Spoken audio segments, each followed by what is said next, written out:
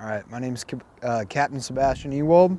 My MOS now is 1702, but it was 0402, and I'm from Indianapolis, Indiana. How do you see your experience as an 0402 potentially applying to work in the cyber field, if at all?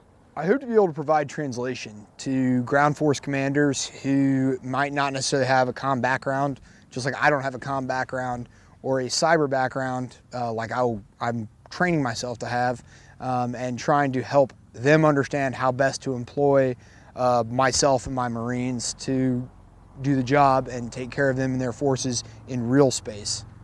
It makes a lot of sense. I think that's a really important job, is communicating the role of cyber to the core, to the fleet in general.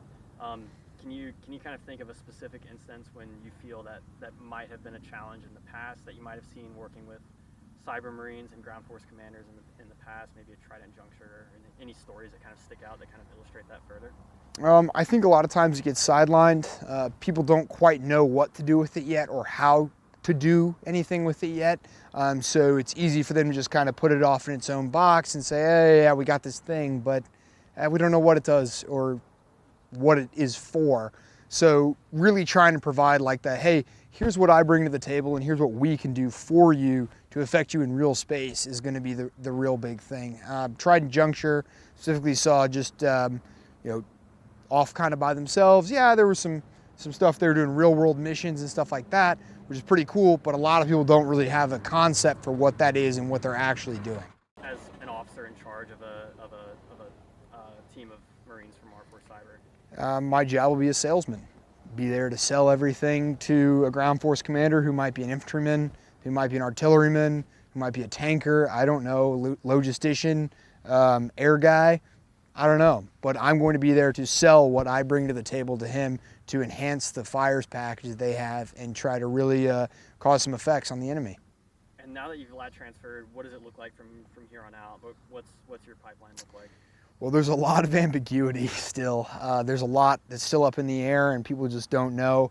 I've been talking to other cyber officers, trying to kind of, especially guys who've been there and been doing it for a little while, trying to get some input from them as far as kind of the way forward. Been a lot of really helpful people and Marines that have been just trying to give guideposts and some suggestions. And I've actually recently started a course online at the Defense Cyber Crime Online Academy, so that's been very helpful. Awesome. Can you elaborate a little bit more on just the whole lat transfer process, just kind of the mechanics of it? Yeah, there was a MAR admin that came out with all the guidelines on it, and now there's a Mill Connect page as well, or a Mill Suite page, my mistake, and it had all the details on it. Really, it was just putting together like a decent resume and some sort of cover or some sort of package with cover letter, explanations to the board for things, specifically things like why I have zero relevant technical experience, but then also just trying to, again, sell yourself to a board of people and try to convince them that you have something that you need, that they are looking for going forward. Also, it came with letters of recommendation and college transcripts, that kind of stuff. Nice. So did you think you had a chance of getting cyber without the technical experience? I thought I had a very long shot chance. I didn't think there was a huge amount of chance. However, one of the things officers do in the regular Marine Corps is policy, trying to figure out authorities, that kind of thing. It's going to be a very similar job as a cyber officer, figuring out those policies, authorities, that kind of stuff for things that have big real world effects. So similar concept, just kind of translated into a different area.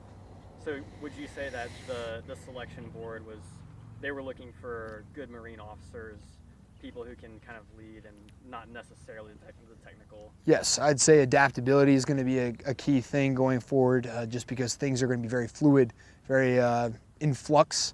So having that kind of experience going forward is going to be very key. Awesome. I was lucky enough to work in a SOF environment before coming over to the MiG, and that did help me kind of understand some of the gray area. Being able to operate independently is going to be a big thing, that kind of stuff. Sweet. Can you elaborate a little bit more on that experience in SOF? I worked over at MARSOC doing logistics stuff, which I actually really enjoyed. I enjoyed like the gray area, the fluidity, the flexibility, and I think that is going to be something carrying forward that'll pay me dividends and pay dividends towards my cyber career. And that's something that excited you about working in cyber as well? Yes, very much so. That makes sense. Can you kind of retell the story about how you were thinking about getting out of the Marine Corps, but then kind of cyber opened up? Just elaborate on that one a little bit more. Yeah, I'd done my time. I'd enjoyed it. I'd loved being a Marine, doing Marine Corps things, but kind of decided that maybe it was time to move on. Started looking into cyber as maybe the next thing for me to do. Learn some things, maybe get a master's. But then when it very fortuitously opened up right before I was about to start, right before I had to make the decision to accept career designation or not. And then when it became open, I accepted career designation and took the chance on whether or not I'd be selected and giving more time to the Marine Corps. Cool. So what would you say to officers out there who are pretty set on getting out, but maybe haven't really explored cyber as an option yet? I'd say give it a shot. Why not? The worst thing you can do is, do an extra 2 years in the Marine Corps. You'll probably be all right. You'll get paid a little bit of money and get to hang out for another 2 years in Marines, which is great. But there's a pretty solid chance you'll get picked up for cyber and you can be doing cyber things before you know it. And what do you hope to accomplish in the cyber field?